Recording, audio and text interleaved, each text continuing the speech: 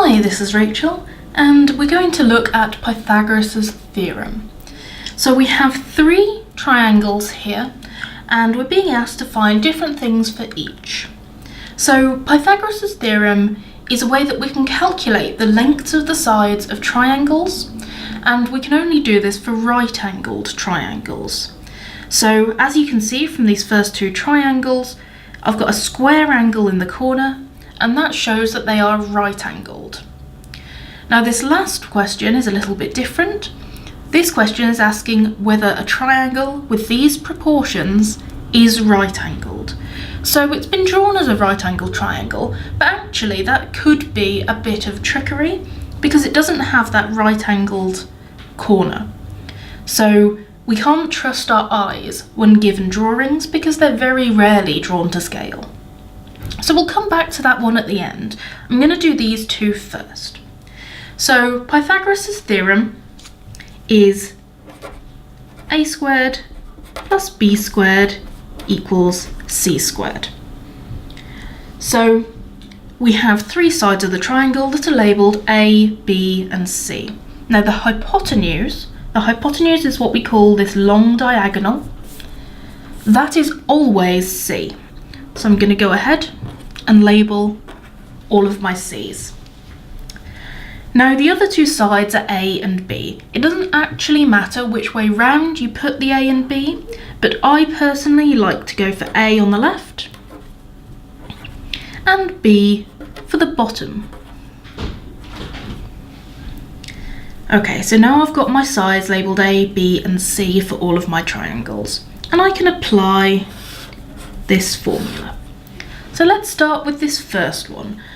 Because I've got two other sides, I'm being asked to find what C is, so the length of this missing side, so the length of the hypotenuse.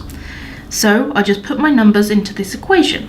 So A is 8, so it's 8 squared, plus B is 10, 10 squared, is C squared. Now I don't know what C is yet, so I'm just going to leave that as C squared. Okay, so now I'm going to change these to some numbers. So 8 squared is 64, 10 squared, 10 times 10 is 100, which still gives me C squared. 64 plus 100 is 164. So my C squared is 164. Now to get C, I need to square root my number. So this is C squared, so I need to square root both sides. So I'm going to square root 164, and that will give me C. So I'm not going to do this in my head because I can't. I'm going to grab a calculator and I'm going to do the square root of 164, which is 12.8. And that is centimetres because it's a length of the side. So C is 12.8 centimetres. Okay, moving on to my second one. In this triangle, I'm being asked to find the length of A. I've been given C already. So I'm going to use the same formula, but I'm going to have to rearrange it a bit. But first things first, I'm going to pop my numbers in. So A is what I'm trying to find, so I'm leaving A just as the letter A. So A squared plus B is 10 squared gives me C squared. Now my C is 25. There we go, so 25 squared. And again, I'm going to put this in number form. So A squared plus 10 squared is 100. Equals 25 squared. Now 25 times 25, I'm actually going to pop in a calculator. So 25 squared is 625. 625, fantastic. I'll leave the calculator there actually. There we go. Now this is where I need to rearrange because I want A squared on its own. So you can see on this one I had C squared on its own and I was able to do stuff to the numbers. So I can't do anything to these numbers until I've got A squared on its own. So currently I've got a plus 100 on the a squared side, so I can just do the opposite to get rid of it. So I can take away 100 from both sides. Now I always have to do the same thing to both sides when rearranging equations. So on the left, if I take away that 100, it just leaves me with a squared. That was the aim.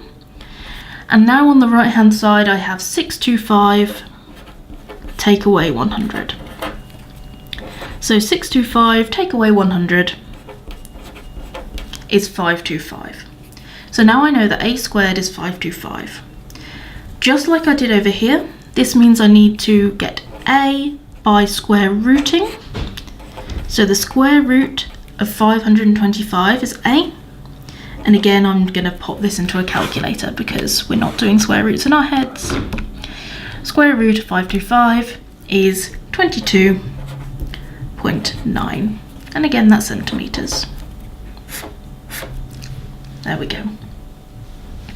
So that's how we find the missing lengths, and it's a little more involved when the missing length isn't the hypotenuse, but it's still doable.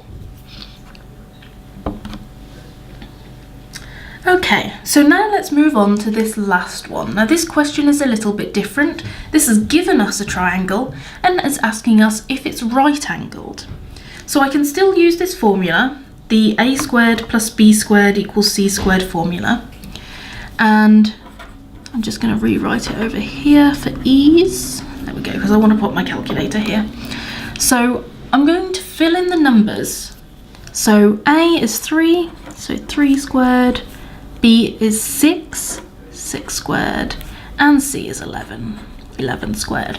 So I now have this expression and I want to know, is this true? So that's what I want to find out. So the first thing I'm going to do is I'm going to find out the value of that side. Then I'm going to find out the value of that side and compare them and see if they're the same.